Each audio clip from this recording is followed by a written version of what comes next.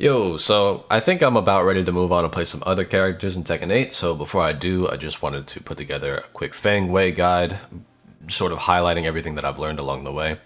I do make these guides for new or newer players, so this guide is not going to cover everything. If you feel there is something important that I've neglected to mention, feel free to leave it down in the comment section below. Another quick disclaimer, this guide is not going to cover Shifting Clouds or Deceptive Step. Honestly, I just don't know very much about these two at the moment. This isn't a value judgment. I'm not saying that these moves are bad, but honestly, I feel like Feng Wei's toolkit is so unbelievably overtuned at the moment that I've been able to climb up to like mid purple ranks, and I just haven't been compelled to like learn very much about these so far. So, you know, if you know more about these than I do, which is probably very easy, feel free to talk about that in the comment section below. And yeah, I think I and everybody else would really appreciate it. One thing I like to do is talk about any stances that the character has before moving into the base toolkit. The reason I do this is because if we start already understanding what we have in these stances, then anytime those stances come up when we talk about the base toolkit, we already have some semblance or understanding of what that means, right? So to kick it off, we have this back turn 1. It is a 12 frame move that is plus 14 on hit, and what this means is that if you get it to hit, you can combo it into back 1 plus 2, okay? You also have 2, which is a mid-heating armored move that's also a heat engager. So this can be particularly useful if people are mashing on you every time you turn on a back turn.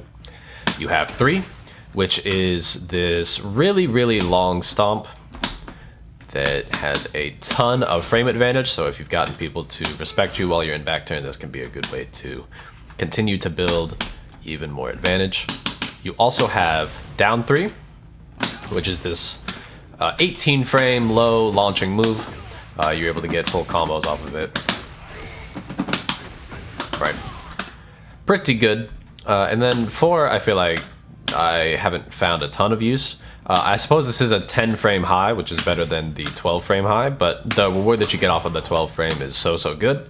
And I feel like oftentimes if you're going into back turn, it's because you have some sort of advantage already that you want to be taking advantage of. You also do have this down 4, but again, probably not super relevant, I don't think. You also have this back 1 plus 2, which is a 16 frame move that's, as you can see, is safe on block, leaves you in back turn. But also on hit is plus 8, meaning that it instills a mix-up with itself because it's 16 frames and it's plus 8 itself, which is less than 10. And also, it, you know, instills the other mix-up that you have with like this one, or with, again, doing this mid again. Out of back turn, you also have access to down 1, which is ironically a slower low than down 3, but it assumes a lot less risk. It is still punishable at minus 13, but you're not gonna get like launch punished and taken to the wall and all that. If you're playing against Feng as an example, you're gonna eat like a while standing 1-3, and then you're gonna have to deal with the disadvantage after that. But you do not literally die if this gets blocked, so one of your other low options. All right, now let's talk a little bit about Feng's punishment game.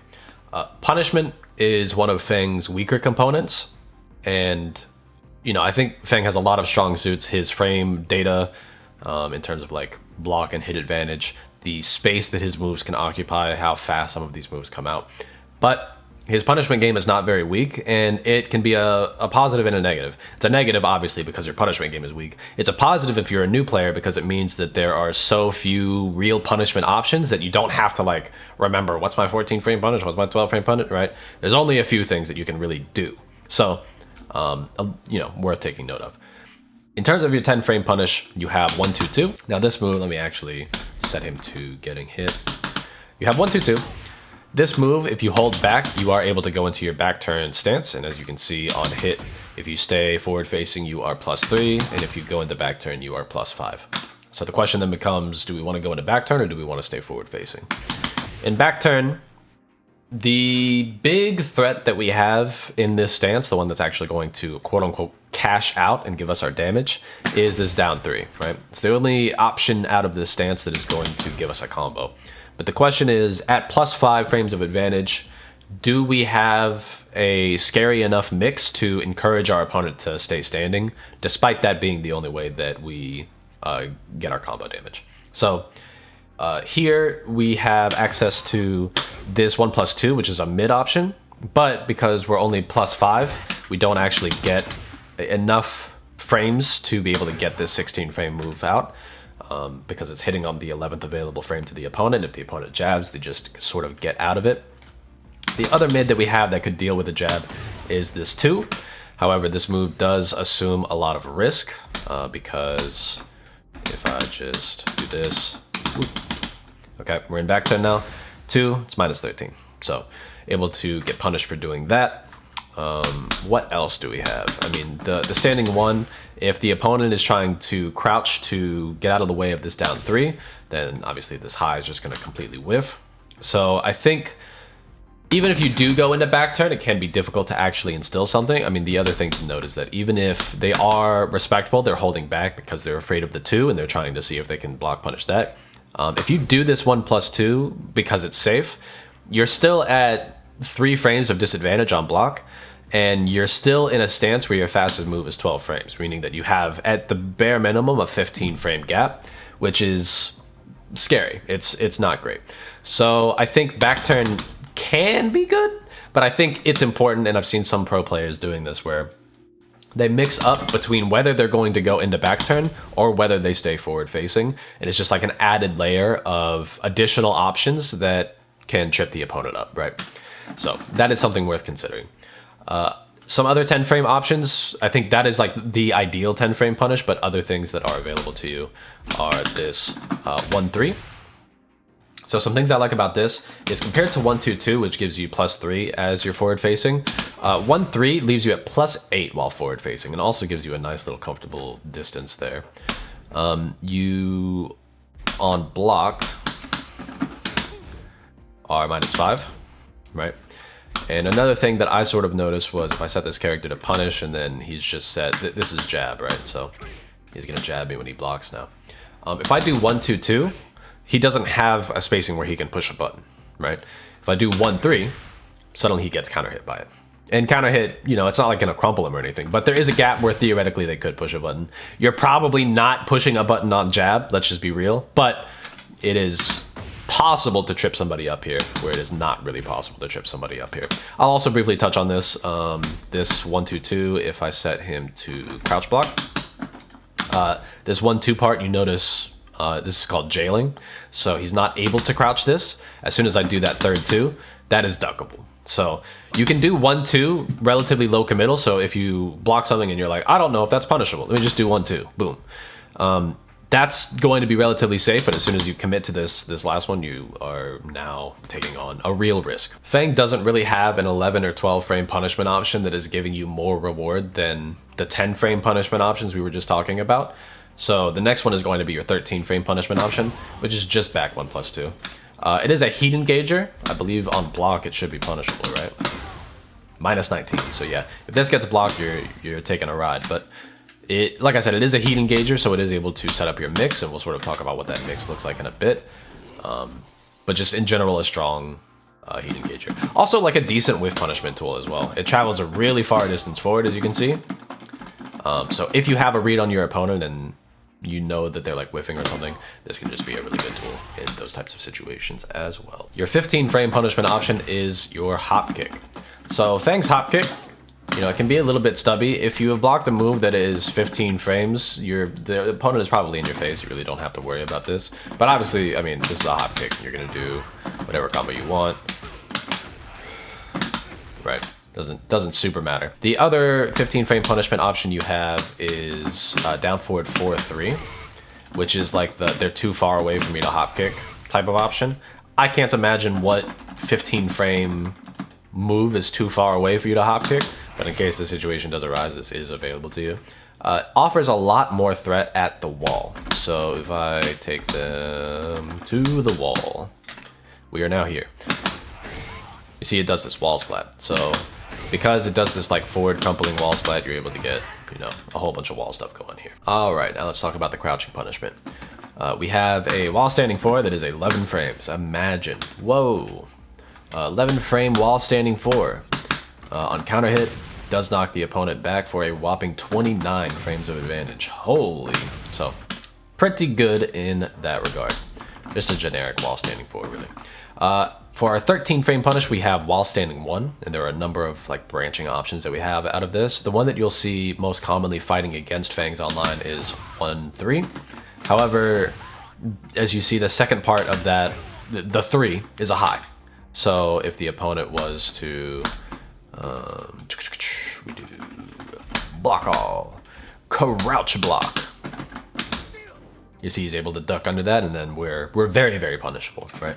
On block, if he just, you know, if he isn't crouching this, then you're only -6, so you're very safe. And on hit, you get a good amount of damage out of this. So, oop, +4. Pretty nice, 33 damage. Not too bad. So, being safe on block is nice. However, you know, very punishable if they get familiar with the situation. Out of 1, we do have 1-2. And out of that, we do have 1-2-1. So talking about each component of this, just the 1 is -3, but you're not really doing anything with any kind of reward if you just do this. That's not a button. It is, but we'll get to that. While standing 1-2 is -12, so you do start to be punishable here. But if the opponent was to try and start contesting that or trying to punish that, you do have the extension, and you can delay this quite a bit. In fact, you can delay it too long. See? Right, so here I'm getting hit even though I'm just delaying it. So you can delay it for quite a while, but just this additional hit can disincentivize people from trying to punish the 1-2. And what am I trying to do here? If we just set it to block all, this last hit does change it from being a -12 move to a -14 move. So you are now more punishable if you do this. Something to keep in mind. Okay. Now, what else do we have? We have while standing 2. So this is our first 15 frame move. As you can see, it does knock the opponent down on hit, and you are able to go for Oki because you're +24. Right, and do whatever you want to. However, on counter hit, this becomes a launcher, right? So it does use up the tornado property. So you're not going to be able to do a combo that involves it, but it can be very, very rewarding. And the other thing to note about this move is that if it is blocked, only -7, so not punishable. Pretty good. All right. However, your while standing 3 is also a 15 frame move. Is also a launcher, and we'll just talk about it now because it's already blocking. -12 on block, so it assumes risk, but it assumes as much risk as doing this does, right? So pretty good for something that can be a full natural hitting launcher. And just to show it to you, natural hitting launcher. Whoa, look at that. So you don't need a counter hit property for this one. It doesn't use the tornado property of your move, but it is punishable on block, and there is no additional things that you can layer on top of it to make it not punishable, or not punishable, but like there's no way to disincentivize somebody from punishing it. If they know it's -12, then you're going to get hit by a 12 frame punish every single time. Your fastest mid check is going to be this back 4. This move is fucking goated. As you can see, it reaches pretty far, right? Pretty good reach on this. One thing that it is going to be hard to highlight here, but it tracks to the right and left pretty well because of the way that he swings his legs, so it's kind of hard to sidestep this move, especially if you like time it right. And another thing is that it's only -9 on block. So like worst case scenario on block, you notice that he's also building a little bit of distance for himself, and because Feng likes to play this game out here where he's doing like whip punish and forward 3 or whatever, any move that generates, you know, a little bit of distance for you can be nice. And then even on hit, turn this counter hit off because I don't think it's going to change anything, but you're +4 and then you get a little bit of distance, right? So in general, I think it's just a really nice, really fast mid check, and I still undervalue this. I think this is an incredible move that I have to use even more often than I already do. Another great mid button is down forward 1. So as you can see, it is +6 on hit here. However, if I set the opponent to block all, it is 0 on block. So what this means is if you do this and your opponent is trying to push buttons after this, then you can frame trap into this. And then if they're pushing a jab, which is the fastest thing possible, then sure, you trade with them, but you still get your shoulder off of it, right? You still get your 44 damage, and you ate like what, 10 maybe? Yeah, not even. So very, very good. Another move that's really, really key to Feng's offense is this back 3. So as you can see, it is plus 10 on hit, and it knocks them down, which is whatever. But on block, as you kind of saw already, it's still plus 6. Okay, it's very, very good. So what this means is that you can frame trap into, you can do like back 6 into down forward 1. And then one thing I didn't highlight about down forward 1 is that on counter hit, this move knocks the opponent down, and then you're plus 36. So with that plus 36 frames, you could, you know, go back into doing back 3 again, right? So let's say we have this opponent set the block, and then he's gonna try to punish us with a jab, right? We do this, we do down forward 1, we do this again. You know, if he's still trying to push a button there, then he would just get knocked down again. So he has to learn that he has to respect 2 different moves in a row. Imagine a Tekken player respecting 2 different moves in a row. And then guess what? After he's blocked this into down forward 1, say he blocked both of those things, he still has to deal with this or this, right? Because down forward 1 is 0 on block. So that's one thing I particularly like doing. Another move you want to layer into this game plan is it's like full crouch down forward 4-1. Where is block? There it is. Counter hit, turn that off. Okay, so here you have down forward 4, which can turn you in the back turn. There's a couple of situations for this, but not really worth covering here. The real magic is in this move here, right? The down forward 4-1. Well, not down forward 4-1 because that's, I mean, not a string. But full crouch down forward 4-1 gives you this. So the reason why this is so good is A, you can do it out of this, right? Giving him sort of like a pseudo hell sweep, right? On hit, it's going to give you plus 6, so it's, I believe, the same as if the opponent had blocked back 3, right? So either you hit with this, or you get them to block that, you're already plus 6, which means that off of hitting that, you can do all of the same mix-up that we already talked about into like the down forward 1 and the follow-ups there. Pretty good. And then on block, it can be kind of tricky to deal with. The opponent has to specifically know that this is a low into a high, because on block, that's only -2. So what that means is that you have to like crouch block, and you have to stay crouch blocked. Because then that high will go over you, and then you're able to get a full like launching punish off of that. So not safe, but it is safe on block, and it's very, very powerful and very tricky if the opponent doesn't know that about it. More key moves. We've got down back 3. Holy shit. This move is insane. So it's 17 frames. It could reach out and touch God. Okay, it could reach out and touch the hearts of men. It reaches so far. Okay, it's unbelievable. However, downside, it is -15 on block. So if you get blocked, you do die. Sucks. However, more upside. We've got, where is counter? There we go. Counter hit.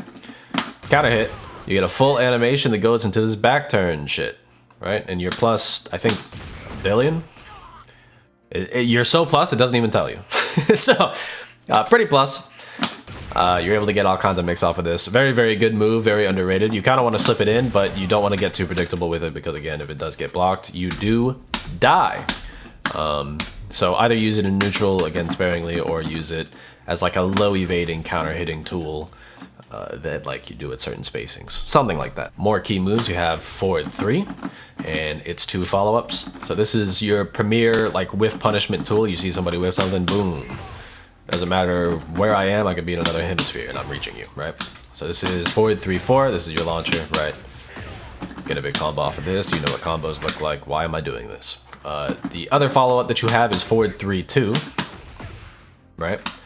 So the mix-up here is that on block, this used to be a tool that you had to do specifically when you are looking at somebody who has whiffed a move. You're like, that person is whiffed, I am punishing them. Now you can be a little bit less finicky about it, because if you throw out forward 3-2 and they block both of those, you're only -3. So if they just sat there and stood block expecting this, because you're -16, then, you know, there's like a mix up between, do I stand and be safe, but then give up the possibility that they could be safe? Or do I crouch and risk just dying, right? So you can mix these two up. Basically, what it is if you want to do this and you have low confidence, then you do forward 3-2. And if you want to do this and you have high confidence, you're like, they have whiffed, I know that this is hitting, you can do forward 3-4, right? It's kind of the way that I think about it. If you're doing forward 3-2 too much and they start to duck that second part, then obviously you just start mixing this in. Another really key move is forward 2-1-2. So this is super nice. It is 3 individual hits and you can stagger all of these, which is super good on the wall. This last hit will be like a full combo starter because it'll splat them. And you also, let's see, what else is there? Like if they're blocking this, the first hit is only -8. The second hit is also -8. So you're not really punishable until you do this last hit. And this last hit is incredibly punishable. It's launch punishable. But you have the ability to confirm what's going on. One thing that tripped me up for a while was that on normal hit, this is not a natural string. So you notice on normal hit, they are able to block these last 2 hits. So I would do like this and then I would say, oh, that hit. But, you know, obviously you're punishable for doing that. It is a natural string. Well, I mean, it all hits on counter hit, right? On counter hit, you get the full thing. And if you get them to stop blocking after this first rep, so again, there's no counter hit enabled right now, but the second and third hit will connect naturally. So, you know, if you do this first hit and it gets blocked and then they try to take a turn, obviously, you know, the second hit would be a counter hit at that point, but it doesn't matter. Any way that second rep hits them, it's going to be a natural. So pretty good stuff there. And the other thing is that because he's alternating which hands he uses, this can catch people sidestepping occasionally. So kind of nice for those reasons. Not exactly a key move, but I've neglected to talk about it so far. So let's talk about his crouch dash. He does have one. He has out of crouch dash 3, which is the same while standing 3 that we've already seen. While standing 4, it's the same while standing 4 we've already seen. We have crouch dash 1, which is this move, -14 on block, so quite punishable, but on hit, +2, and it gives you a little bit of distance, as you can see here. On counter hit, it's pretty nasty. Oop, that doesn't work. You can get something. I'm amazed that doesn't work. What would work? I don't know. That's for you to figure out. But on counter hit, you do get this. Just kidding. It looks like you have to do like a little micro dash here, but you are still able to get this to connect. Right. What else is there? You also have crouch dash 2, which is a big old launcher, but I'm pretty sure only on counter hit. No, JK. Crouch dash 2 is just a normal hitting launcher. So I suppose if you are able to get them to respect the options of crouch dash 1 and crouch dash down forward 4-1, then you are able to start instilling the threat of this mix. Let's see, what is this looking like on block? I don't use this move very often, so it's worth noting. -14, so it's exactly as punishable as this is. Very funny. It also has the same startup. Interesting. I guess that means it is a true mix-up, right? Because there's no way that you could fuzzy. It's not like this and this hit at different timings. They hit at the exact same timing. So that is pretty neat. The other option that we have out of crouch dash is crouch dash 1+2, and its claim to fame is that it is 0 on block, allowing you to, again, go into the mix of potentially doing this for a counter hit, or one of your other 10-frame buttons to just eat a trade. Not so much a key move, but you do have this down forward 3. So its claim to fame is that on hit and on normal hit, yeah, it's normal hit right now, it is a full launcher, right? So full launcher doesn't reach very far, right? So if I'm like even here, okay, it connected there, but again, not a ton of reach. You have to be at this like 1.8. You have to be within 2 of the opponent if you're looking at that bottom left distance from opponent, something like that. But the real reason that this is important is that on block, it's only -7. So it's all reward, no risk, but you know, you are -7 and right in the opponent's face, which is not really a situation that Feng wants to be in. But considering that it gives you a full launcher, you know, it can be really, really good. You most often see this in sort of tech trap situations. So you can't just like run up in the opponent's face and do this, and then if they get hit, then you get your combo. If they don't, no sweat off your back. However, one of the situations I frequently see this used in is, let's see if I do wake up. Yeah, wake up mid kick. Doesn't matter. Any of these wake up kicks. If you do this up forward 1+2, and you do this, you get a tech trap. So you will hit them every single time. If they happen to just stay on the ground for whatever reason, then you flip them over, and if they wake up backward, let's say, they just do a normal wake up, then you're just -7. So, not the end of the world. Other things that you can start doing if this gets too predictable and you're just -7 and in their face every time that you do this throw, which is not ideal, then you can start to mix up. Excuse me, by the way.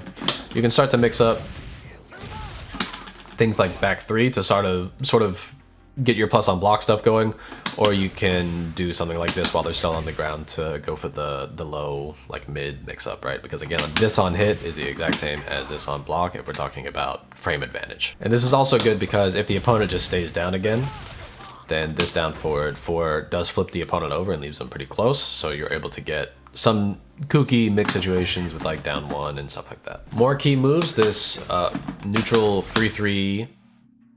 I mean, technically there's this 3-3-4, but I wouldn't encourage you to do this too often. This 3-3 is very, very good.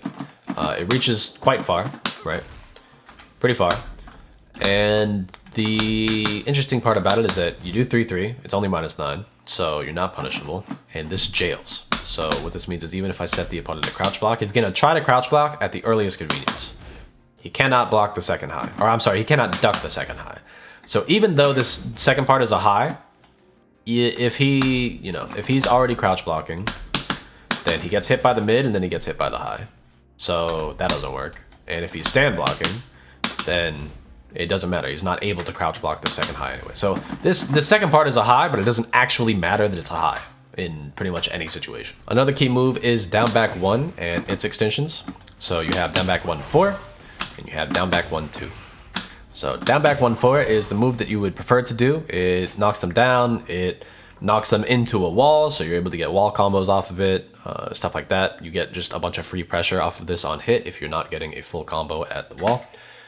But obviously that second hit is duckable, so if I set this to block and then crouch block, you know what ducking looks like. Boom. So you could die for doing this. Instead what you have is down back 1-2 that you can mix up into. And you're only +3 here, so you're not able to go into your best frame trapping tools, like you can't go into down forward 1. With you being only +3, like the 12 frame move that you have access to is this, which doesn't give you any kind of reward for it. So really you could just go into like mixes off of like 2-4 maybe, or just like a couple of jabs or whatever. Not the biggest frame trap in the world, but at least you don't get full launch for doing it. The other thing is that this down back 1, it reaches super far. And also because he gets so low to the ground, it can crush highs. So really good tool in neutral if you're trying to contest people who are using faster buttons than you. But only at a distance where it kind of makes sense to do so. Pretty good move. All right, next we can talk a little bit about our combo theory. So on our launchers, or I guess let's just talk about our tornado moves, right? We have down forward 4 to 1+2. That is down forward 4-2. Yeah. Down forward 4-2, 1+2. Gives you your tornado attack. Barely finished that. You also have forward 4-2, or yeah, forward 4-2. Damn, I'm bad at knowing strings because I just mashed 1+2 and 3+4 so fucking often. But forward 4 into 2. The thing about this tornado is that it knocks them off axis a little bit. So if you're trying to get them to that like left side axis, it can be kind of nice, but sometimes you're also accounting for it. So I guess the question is, like, if we're at this kind of angle, it can be nice because then it just realigns them with the wall and then makes all of our wall stuff a little bit easier, right? But you know, it's just something to be aware of. It's not necessarily a negative, it's just something to be aware of. You also have this move. So this is a tornado. So we do this, into this. This is nice for instances where, like, you know, the tornado on this is on its second hit, the tornado on this is on its third hit. Sometimes the combo has gone on so long that you might not get those third or second hit to connect because they just float too far away. This is like, boom, it's only one move, it is guaranteed to tornado. So in situations where the combo has gone on long enough, it is a reliable way to still get into a tornado. Another pretty reliable way is this forward 3-4 is also a tornadoing move, and that is pretty good. Now, pretty much anytime I get a tornado, I like to go for this up forward 3 because it puts the opponent in this float state that's easy to combo off of in most situations. Again, sometimes the combo has gone on too long, it's a little bit difficult, but it contributes a solid chunk of damage. It's honestly just fun to do, and it does a lot for you. So let's do this into this, and you notice that we're able to get that to connect off of that, right? You can also do this off of like this flat, right? Right, something like that. Now, in terms of like moves that I like to use to put somebody onto the wall, like say the combo has been going on for a little while. Combo's been going on for a little while. We do this. How do I get them from this position? Can I hide the menu? I don't see a way to do it. But how do I get them from this position to on the wall? So down forward 4-3. And what is the other one? Like sometimes in some situations, especially off of a tornado, if they're a little far away, forward 3-4 can also be a nice way to put them up there. So something like that. You can also do like this. Let's see. Right. This is a bad example. Let's do like this. Damn.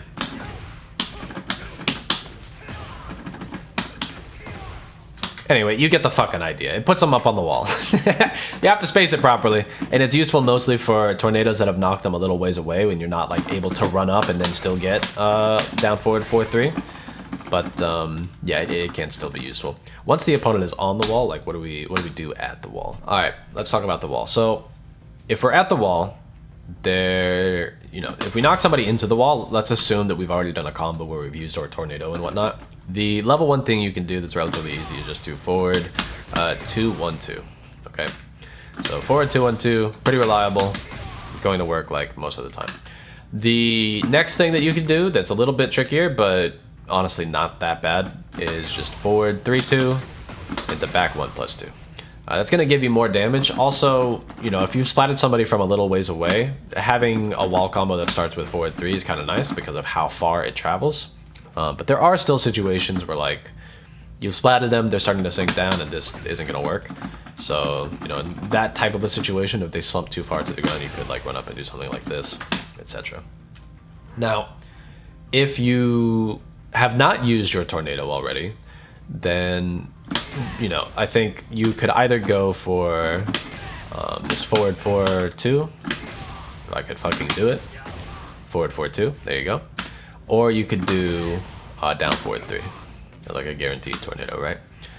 In this kind of a situation, since we have knocked them into the wall and they've got this forward slump, you could also do up forward 3 to resplat them. I realized I didn't have my heat set, so a more realistic situation is like you do something like this, you get this weird angle, right? You're able to get the resplat like that, and it's at like that side angle, which is really nice.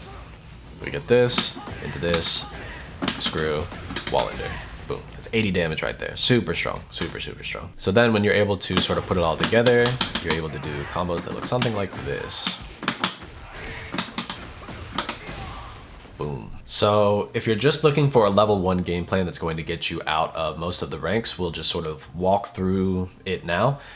Most of this is predicated on people's lack of patience. We've talked about the importance of patience and being willing to just block even multiple moves in a row. I'm going to show you a game plan that sort of exploits this tendency in other players to want to take their turn.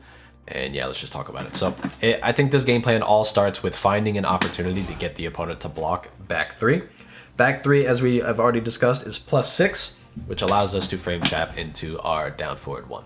So if the opponent tries to punish with a jab, then we get this big knockdown, and then we're already able to instill it again, right? So this will loop indefinitely until the opponent is capable of respecting 2 moves in a row, especially because these are both mids, so the opponent isn't ducking this, they're not evading this, nothing. They have to block these 2 moves in a row.